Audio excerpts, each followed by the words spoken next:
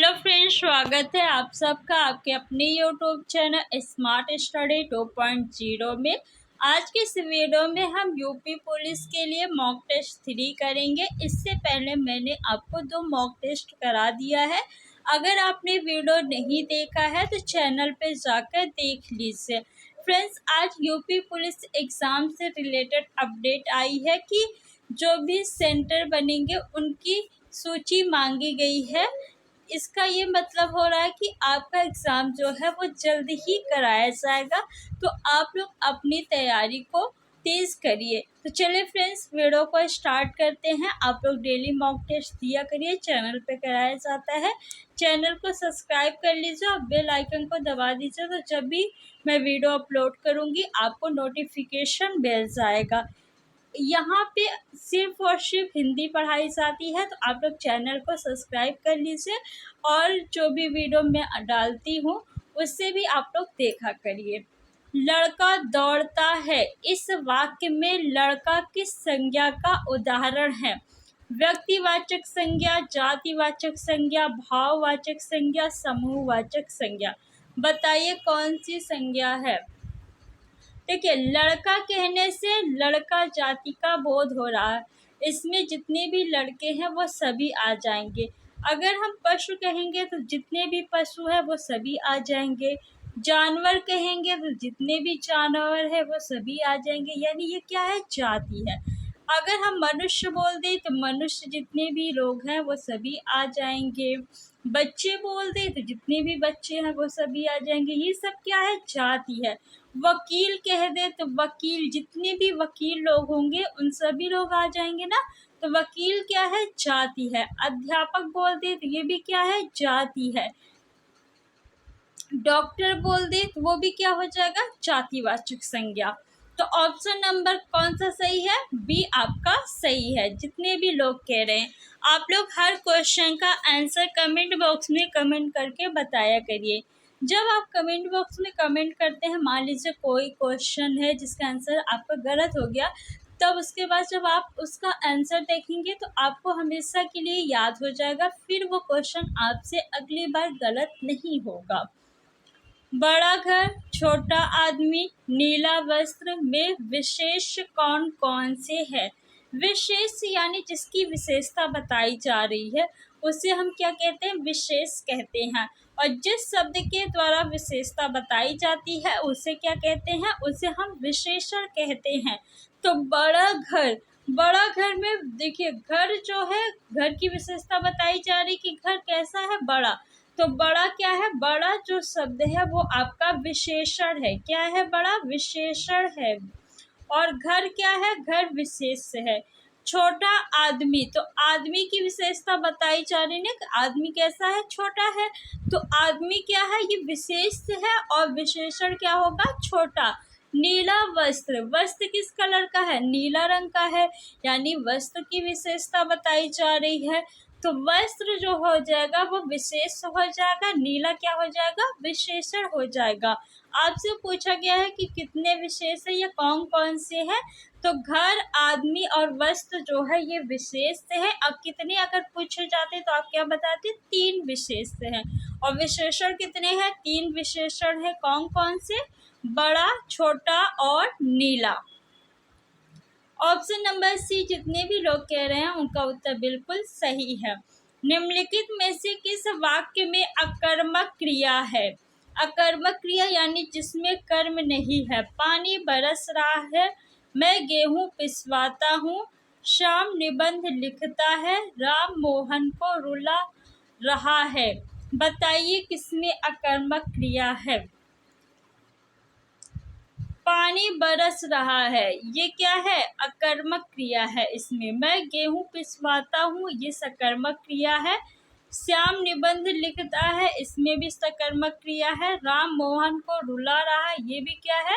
सकर्मक क्रिया, यानी कर्म है इन सभी में। ऑप्शन नंबर ए, जितने भी लोग कहे हैं उनका उत्तर बिल्कुल सही है। नेक्स्ट क्वेश्चन है कि शुद्ध शब्द के अंत में क्या जोड़ने पर शब्द बहुवचन बन जाएगा? जन, गण, विंद या वर्ग? बताइए कौन सा ऑप्शन सही होगा। शुद्ध में क्या जुड़ेगा? शुद्ध में अगर हम जन जोड़ देंगे तो शुद्ध जन जो है वो बहुवचन हो जाएगा। तो ऑप्शन नंबर ए आपका बिल्कुल सही है। वह काम बहुत ढंग से करते हैं। वाक्य का काल पहचानिए। कौन सा काल है? सामान्य वर्तमान काल, सामान्य भूतकाल, सामान्य भविष्य काल, संभाव्य भविष्य काल। देखिए करते हैं, आपने पढ़ा है कि लास्ट में जब ता है, ते है, ती है आता है तो वो कौन सा काल होता है? वर्तमान काल होता है। कौन सा काल? वर्तमान काल। भूतकाल में था, थी, थे आता है तो होगा नहीं। भविष्य काल में गा, गी, गे आता है तो ये भी नहीं होगा। मुझसे उठा नहीं गया वाक्य में वाच्य है। कौन सा वाच्य है? कर्तृवाच्य, कर्मवाच्य, भाववाच्य, इनमें से कोई नहीं। मुझसे उठा नहीं गया यानी उससे उठा नहीं जा रहा है, भाव दर्शाया जा रहा है। कौन सा वाच्य होगा? भाववाच्य होगा। जहाँ पे कोई काम नहीं किया जा रहा हो, जैसे मुझसे उठा नहीं गया, मुझसे खाया नहीं गया, यानी असमर्थता व्यक्त की जाए, वहां पे क्या होता है? भाववाच्य होता है। जिसकी पूर्व से कोई आशा ना हो के लिए एक शब्द है, बताइए।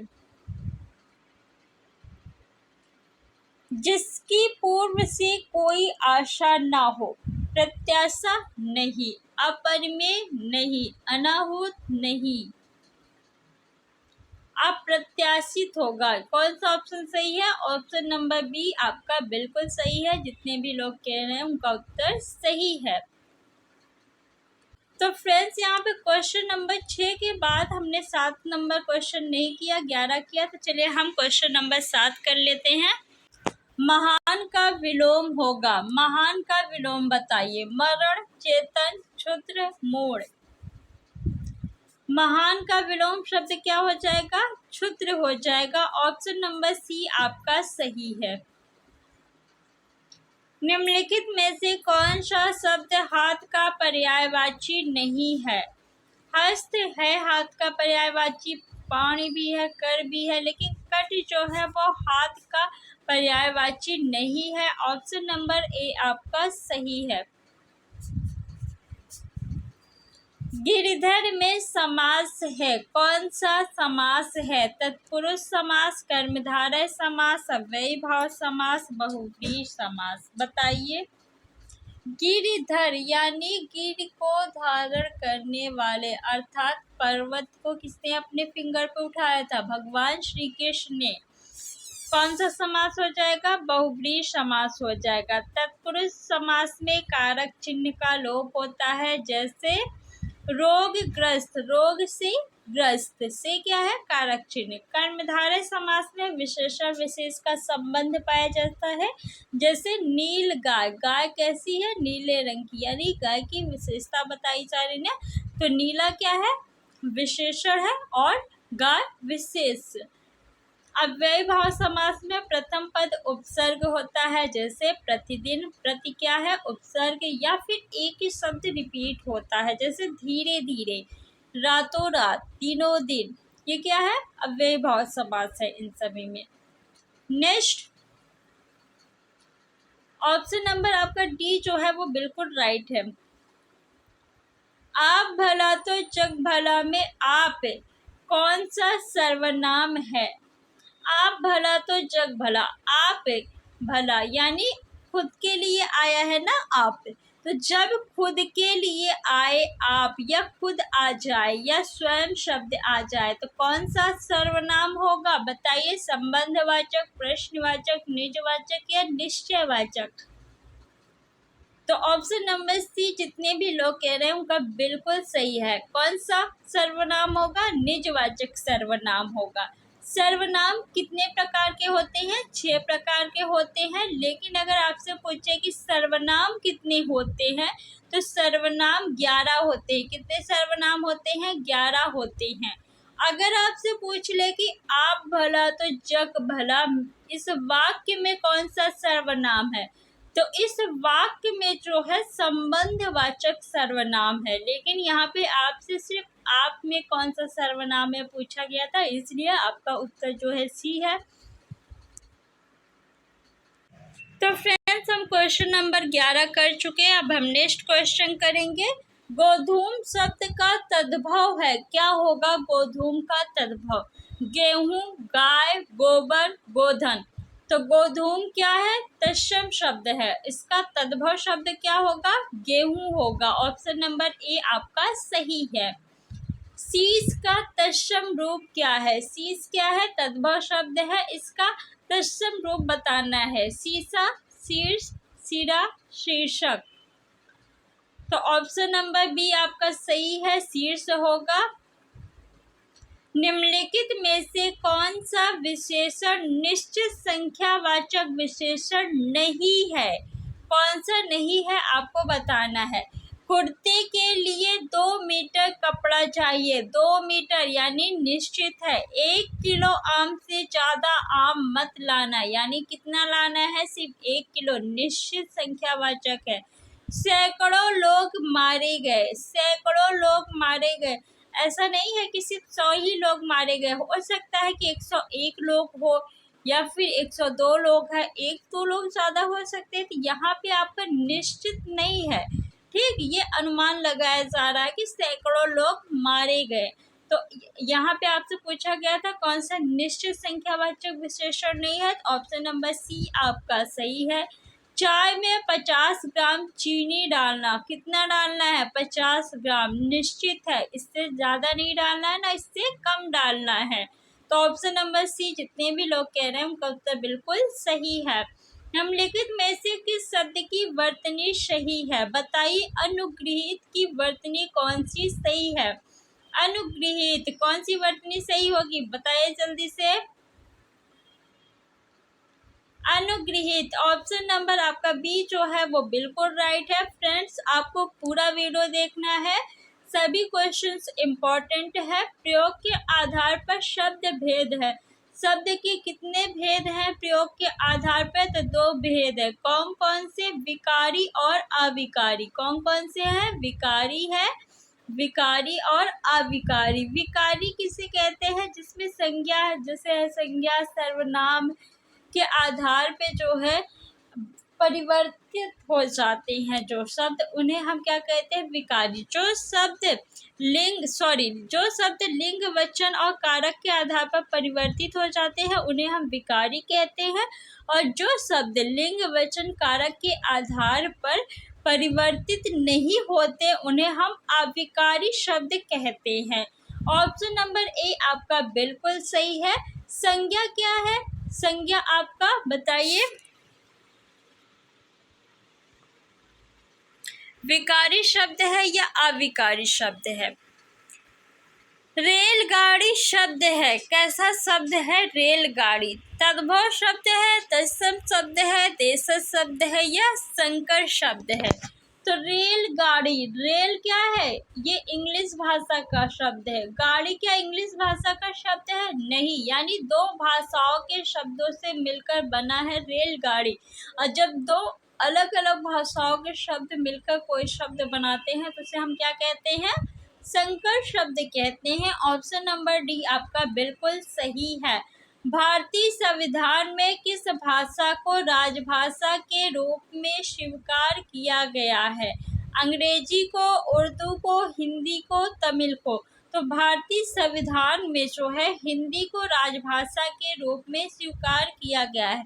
हिंदी हमारी राजभाषा है, राष्ट्रभाषा नहीं है। आप लोग याद रखिएगा कि हिंदी हमारी राष्ट्रभाषा नहीं है, क्या है? राजभाषा है।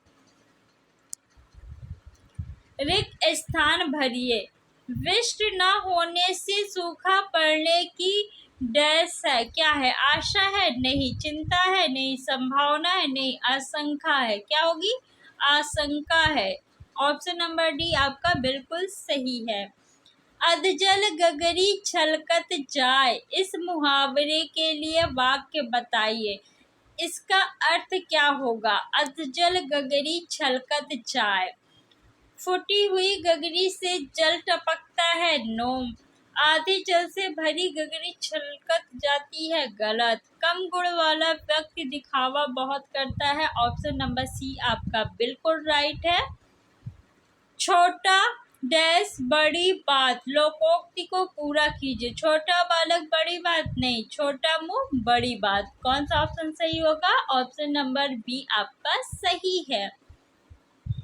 दिए गए विकल्पों में से कौन सा शब्द स्त्रीलिंग है? लड़का, कुर्सी, पेड़, शेर। बताइए कौन सा शब्द स्त्रीलिंग है? लड़का तो पुल्लिंग शब्द है, पेड़ भी पुल्लिंग शब्द है, शेर भी क्या है? पुल्लिंग शब्द है। कुर्सी कैसा शब्द है? स्त्रीलिंग। तो ऑप्शन नंबर बी आपका बिल्कुल सही है। सभा का पर्यायवाची कौन सा नहीं है? सम्मिलित, परिषद, बैठक, महावर्तन। बताइए कौन सा नहीं है? जब क्वेश्चन में नहीं आ जाए तो आप लोग उसे अंडरलाइन कर लीजिए या फिर सर्कल कर लीजिए, ताकि आपको याद रहे कि कौन सा नहीं है, हमें बताना है। तो देखिए, परिषद है, बैठक है, महावर्तन भी है, लेकिन सम्मिलित जो है वो नहीं है सभा का पर्यायवाची। तो ऑप्शन नंबर ए आपका सही है। चौराहा शब्द में समास है, कौन सा समास है चौराहा शब्द में? समास का शाब्दिक अर्थ क्या होता है? संक्षेप होता है। क्या होता है? संक्षेप होता है। समास कितने प्रकार के होते हैं? 6 प्रकार के होते हैं। चौराहा, चौराहा यानी 4 राहों का समाहार। तो 4 क्या है? संख्यावाची। प्रथम पद संख्यावाची किसमें होता है? कर्मधारय में होता है? नहीं। द्वंद्व में होता है? नहीं। द्वंद्व समास में तो दोनों पद एक दूसरे के विलोम होते हैं। मैंने आपको ट्रिक बताई थी ना, द्वि मीन्स क्या होता है? 2। द्वि मीन्स 2, यानी प्रथम पद क्या है? संख्यावाची। और यहाँ पे भी प्रथम पद क्या है? संख्यावाची। तो क्या हो जाएगा? द्विगु समास। ऑप्शन नंबर सी आपका सही है। अव्ययी भाव समास में प्रथम पद क्या होता है? उपसर्ग होता है। जो डेली मेरी क्लासेस ले रहे होंगे उन्हें ये सारी चीजें याद हो गई होगी, तो आप लोग डेली क्लास लेंगे तो आपको भी ये याद हो जाएगी। निष्कपट शब्द का संधि विच्छेद है, क्या होगा? निष्कपट शब्द का संधि विच्छेद बताइए जल्दी से। 4 ऑप्शन दिया हुआ है। निष्कपट शब्द का संधि विच्छेद हो जाएगा निधन कपट। और आपसे अगर पूछे कि कौन सी इसमें संधि है, तो इसमें कौन सी संधि है? विसर्ग संधि है। जुगुप्सा का स्थायी भाव किस रस से संबंधित है? करुण रस, रौद्र रस, विभत्स रस, अद्भुत रस। करुण रस का स्थायी भाव क्या होता है? शोक होता है। क्या होता है? शोक होता है। रौद्र रस का स्थायी भाव क्या होता है? क्रोध होता है। क्या होता है? क्रोध। विभत्स रस का स्थायी भाव क्या होता है? जुगुप्सा होता है। क्या होता है? जुगुप्सा होता है। अद्भुत रस का स्थायी भाव क्या होता है? विस्मय होता है। आपको सभी याद रखना है, क्योंकि एग्जाम में कोई भी पूछा जा सकता है आपका। वीर रस का स्थायी भाव क्या होता है? बताइए। वीर रस का स्थायी भाव क्या होता है? उत्साह होता है। क्या होता है? उत्साह होता है। श्रृंगार रस का स्थायी भाव क्या होता है? श्रृंगार रस का स्थायी भाव बताइए। रति होता है। क्या होता है? रति होता है। शांत रस का स्थायी भाव क्या होता है? निर्वेद होता है। शांत रस का स्थायी भाव निर्वेद होता है। आप लोग ध्यान रखिएगा। देखिए, एग्जाम में आपसे कौन सा क्वेश्चन पूछा जाएगा आपको नहीं पता, लेकिन आप सभी चीजें पढ़ तो सकते हैं ना। कोई भी क्वेश्चन पूछिए, आप तुरंत जवाब दीजिए। तो जुगुप्सा का स्थायी भाव क्या हो जाएगा? विभत्स रस। ऑप्शन नंबर सी आपका सही है। निम्नलिखित में से सममात्रिक छंद का कौन सा उदाहरण है? सममात्रिक छंद यानी जिस छंद में प्रत्येक चरण में समान मात्रा होती है उसे हम क्या कहते हैं? सममात्रिक छंद कहते हैं। दोहा जो है ये अर्ध सममात्रिक छंद होता है। कैसा होता है दोहा? अर्ध सममात्रिक छंद होता है। इसके प्रथम और तीसरे चरण में और दूसरे और चौथे चरण में समान मात्राएं होती है। दोहा में प्रथम और तीसरे चरण में कितनी मात्राएं होती हैं? आप लोग जल्दी से कमेंट बॉक्स में कमेंट करके बताइए। सोठा जो होता है ये दोहा का उल्टा होता है। दोहा में जो है प्रथम और तीसरे चरण में कितने होती है, तो 13 मात्राएं होती है, और दूसरे और चौथे चरण में 11-11 मात्राएं होती हैं। सोठा में जस्ट इसका उल्टा होता है, यानी 11 और 13 मात्राएं पे अति लगता है। पहले और तीसरे चरण में 11 मात्राएं होती हैं, दूसरे और चौथे चरण में 13-13 मात्राएं होती हैं। चौपाई में 4 चरण होते हैं, और प्रत्येक चरण में कितनी मात्रा होती है, 16 मात्रा होती है। याद कैसे रखेंगे आप, 16 मात्रा होती है। चौपाई यानी 4 चरण भी होते हैं, यानी 4 निकल रहा है, तो 4 चौक 16, कितनी मात्राएं होती हैं, 16 मात्राएं होती हैं। ऑप्शन नंबर सी जितने भी लोग कह रहे हैं उनका उत्तर बिल्कुल सही है। रहीमन पानी राखिए बिन पानी सब सोन, पानी गए न उभरे मोती मानो सोन। इसमें कौन सा अलंकार है बताइए। रहीमन पानी राखिए बिन पानी सब सोन, पानी गए न उभरे मोती मानो सोन। देखिए पानी का यहाँ मोती के अर्थ में क्या आएगा, चमक आएगा। मोती के अगर आप इसमें प्रयोग करेंगे पानी का अर्थ निकलेगा चमक। मनुष्य के अर्थ में क्या निकलेगा, पानी का अर्थ इज्जत निकलेगा। और चूना के लिए पानी का अर्थ क्या है, पानी ही है। यानी एक शब्द के कई अर्थ है। तो जब एक ही शब्द के कई अर्थ होते हैं, यानी एक शब्द के कई अर्थ है, तो वहाँ पे क्या होता है, श्लेष अलंकार होता है। श्लेष का अर्थ क्या होता है, चिपका होना, यानी एक शब्द के कई अर्थ है। अत्यंत शब्द में प्रयुक्त उपसर्ग है, कौन सा उपसर्ग प्रयुक्त है अत्यंत शब्द में। अत्यंत यानी अति धन अंत, क्या हो जाएगा, अति धन अंत, ये इसका संधि विच्छेद है। अब आप बताइए कौन सा उपसर्ग है। उपसर्ग जो है शब्द के पहले लगता है, यानी अति क्या है, उपसर्ग है। ऑप्शन नंबर डी आपका सही है। अगर इसमें पूछे कि कौन सी संधि है, तो या के साथ आधा अक्षर आया यानी व्यंजन आधा आया है, तो क्या हो जाएगा बताइए। मैंने आपको बताई थी ना ट्रिक कि या और वा के साथ जब भी कोई आधा स्वर आए या आधा व्यंजन आए, स्वर तो नहीं आता, व्यंजन ही आता है ना, तो जब भी कोई आधा व्यंजन आए या अक्षर आए या वा के साथ, तो कौन सी संधि होती है, यट संधि होती है।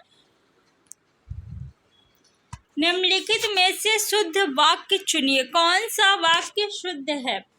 आप शायद पटना के रहने वाले हैं, आप शायद पटना के रहने वाले हैं, आप शायद पटना के रहने वाले हैं, आप शायद पटना के रहने वाले हैं, क्वेश्चन मार्क। देखिए यहाँ पे सभी में लिखा तो सेम ही गया है, लेकिन जो है विराम चिन्ह यानी चिन्हों का यहाँ पे उपयोग जो है अलग अलग किया गया है। कौन सा चिन्ह सही है आपको ये बताना है। तो आप शायद पटना के रहने वाले हैं, यानी क्वेश्चन पूछा जा रहा है, तो क्या होगा, प्रश्नवाचक चिन्ह। निम्नलिखित वाक्यों में कौन सा वाक्य संयुक्त वाक्य नहीं है बताइए। वह आया और पानी पीकर चला गया, करो या मरो, वह आकर पानी पीकर चला गया। उसने परिश्रम किया परंतु सफल न हो सका। देखिए उसने परिश्रम किया परंतु आ गया, जब किंतु परंतु शब्द आ जाए तो वहां पे क्या होगा, संयुक्त वाक्य। वह आकर पानी पीकर चला गया, इसमें क्या किंतु परंतु और आया है, नहीं आया है, तो ये आपका क्या हो जाएगा, सरल वाक्य हो जाएगा। करो या मरो, या शब्द आ गया ना, तो या जहाँ पे आ जाए वो भी क्या होगा आपका संयुक्त वाक्य। वह आया और पानी पीकर चला गया, और शब्द आ गया ना, और आ जाए, तथा आ जाए, या आ जाए, अथवा आ जाए, किंतु आ जाए, परंतु आ जाए, तो क्या होगा आपका संयुक्त वाक्य होगा। तो ऑप्शन नंबर सी आपका बिल्कुल राइट है, क्योंकि ये सरल वाक्य है। निम्नलिखित में से बेमेल शब्द चुनिए, कौन सा बेमेल शब्द है। घर, परिजन, परिवार, बच्चे। देखिए परिजन, परिवार और बच्चे, ये क्या है, रिश्ते हैं, रिश्ते हैं, रिलेशनशिप है। घर क्या है, मकान यानी ईंट और पत्थर से बना है, इसमें भावनाएं नहीं है, इसमें क्या है, भावनाएं हैं, तो ये आपका घर जो है वो अलग है। ऑप्शन नंबर ए आपका बिल्कुल सही है। यशोदा में प्रयुक्त संधि का नाम है, कौन सी संधि है यशोदा में, तो यशोदा में कौन सी संधि है, विसर्ग संधि है। कौन सी संधि है, विसर्ग संधि है। यशा धन दा, यशोदा। आंशिक शब्द में प्रत्यय क्या है, तो आंशिक में कौन सा प्रत्यय है बताइए।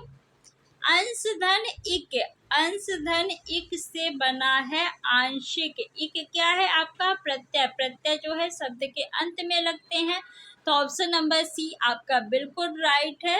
दिए गए विकल्पों में से अनुकूल का विलोम शब्द कौन सा है, तो अनुकूल का विलोम शब्द क्या होगा, प्रतिकूल होगा। ऑप्शन नंबर ए आपका बिल्कुल राइट है।